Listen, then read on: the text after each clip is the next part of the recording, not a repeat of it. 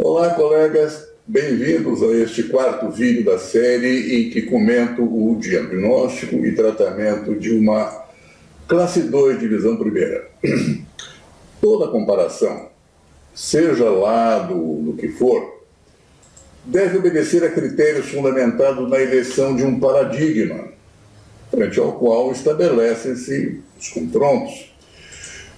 Em nossa perspectiva, a comparação de uma estrutura crâniofacial face frente a um modelo concebido como ideal, fruto de um surgimento espontâneo, como consequência de indução de estímulos naturais, regendo respostas de crescimento e desenvolvimento equilibrados, e sujeito a um esquadrinhamento bastante minucioso, onde podemos identificar um sinergismo perfeito entre os constituintes do sistema que o representam. Agora, a extensão dessas aulas, elas tomaram rumo, e as particularidades que destaquei, na realidade, uma pequena fração de um universo muito extenso, levaram-me a acrescentar mais um vídeo, um último e quinto vídeo, para onde deixei as conclusões mais importantes e factuais para identificar as imutáveis regras oclusais para atingir uma finalização estável, equilibrada. Eu espero encontrar o colega na próxima postagem e aceitem todos um forte abraço e acompanhem-me na tela. Toda comparação, seja lá do que for, deve obedecer a critérios fundamentados na eleição de um paradigma, frente ao qual estabelecem-se os confrontos. Em nossa perspectiva, a comparação de uma estrutura crâniofacial face frente a um modelo concebido como ideal, fruto de um surgimento espontâneo, como consequência da indução de estímulos naturais, regendo respostas de crescimento e desenvolvimento equilibrados, e sujeito a um esquadrinhamento minucioso onde se identifica um sinergismo perfeito entre os constituintes da estrutura que representam. Vejamos esse exemplo onde identificamos o plano de Frankfurt. Isso daqui. Identificado segundo os pontos craniométricos meato acústico externo e rebordo infraorbitário. O plano de Camper, correspondente no crânio seco ao tecidual, tragos, asa do nariz, e que guarda aproximadamente uns 15 graus entre si. A trajetória condilar, muito variável em função das várias angulações do declive posterior da eminência articular, que é sempre fruto de função, mas que podemos avaliar em outros 15 graus.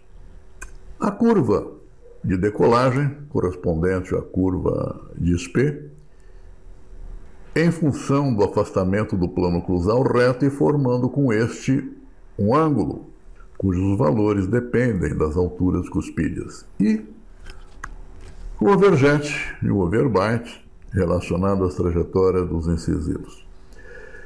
Existe uma fórmula de equilíbrio do sistema idealizado por Tillman que trata muito bem dessa questão, mas que nós veremos em outra oportunidade. Este arco facial contém o L planas, extremamente prático, que permite identificar o plano de Camper como um referencial para posicionamento dos modelos de estudo que é recolhido pelo articulador dentatus, ARL, que vocês estão vendo aqui. Dispositivo que vai permitir identificar dinamicamente o equilíbrio ou anomalias várias de oclusão, prestando-se inicialmente ao exame inicial de uma patologia oclusal. É aquele método que procura identificar as anomalias oclusais funcionais, ou então checando as características dinâmicas da oclusão ao término do tratamento, como aqui foi feito. Então, existem duas formas de utilização desse método do articulador, que vai identificar alterações funcionais. No início, para identificar todas as patologias através daqueles modelos iniciais, e depois, ao cabo do tratamento, colocando os modelos finais para se analisar se de fato aquilo que foi objetivado em termos de equilíbrio foi atingido ou não.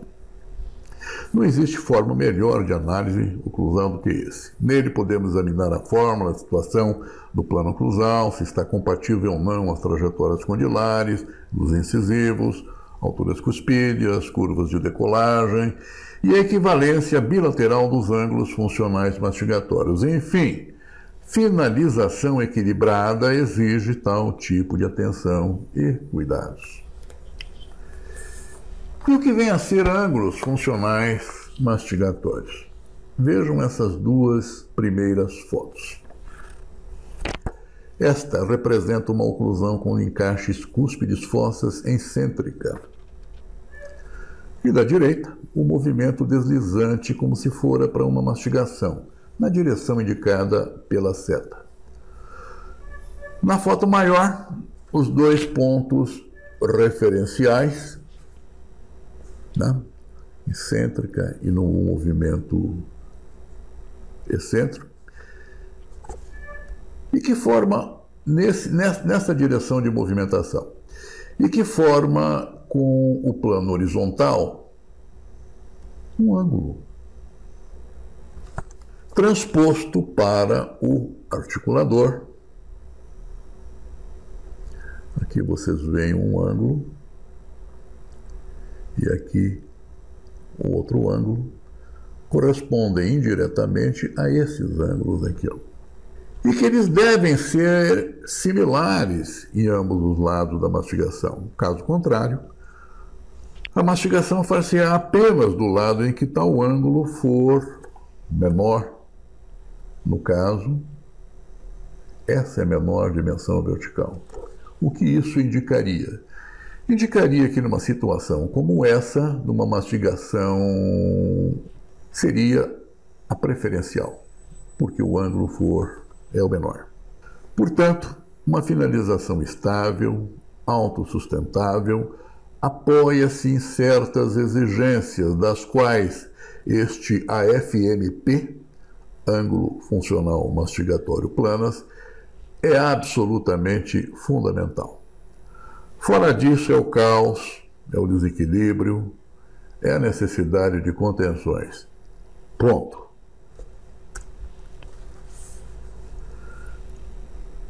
Notem o lado de trabalho direito. Primeiro no paciente e a seguir no modelo do articulador semi-ajustável. Revelam pontos de contato plenos em grupo, obedientes que são as responsabilidades que têm de perfurar, rasgar, moer, triturar alimentos. Afinal, dente serve para isso, mastigar. Finalidade prosaica é sorrir. Assim como as orelhas servem para audição, não para pendurar óculos sofisticados para elevar a estima, né? Já as fotos seguintes evidenciam um lado de balanceio, com suas paradas excêntricas, cuja finalidade nós vamos ver adiante. Há razões para isso. E vamos lá. Esta foi a checagem para os AFMPs do nosso caso. Absolutamente iguais ao final do tratamento, em ambos os lados. Como atestam essas inclinações simétricas das mesas incisais ajustáveis, a permitirem mastigação bilateral, fisiológica, natural, não apenas aberturas e fechamentos em charneira. Não podemos esquecer que nossa natureza humana nos impôs umas ATMs apropriadas para uma alimentação onívora, onde a bilateralidade é uma imposição de eficiência. No próximo quinto e último vídeo dessa série, darei continuidade nas conclusões finais e factuais para fundamentar aquela finalização equilibrada e autossustentável, com as leis oclusais sendo expostas na oclusão dinâmica, funcional, nesse caso clínico, que foi finalizado e não recebeu qualquer tipo de contenção pós-tratamento. Isto porque as leis de equilíbrio oclusal foram satisfeitas. Até lá e forte abraço em todos os colegas. Os colegas que desejarem ser notificados sempre que novos vídeos sejam postados, inscrevam-se no canal do YouTube, cujo endereço está aqui na tela, ou acessem meu site e blog com outra galeria de vídeos e textos. Forte abraço a todos.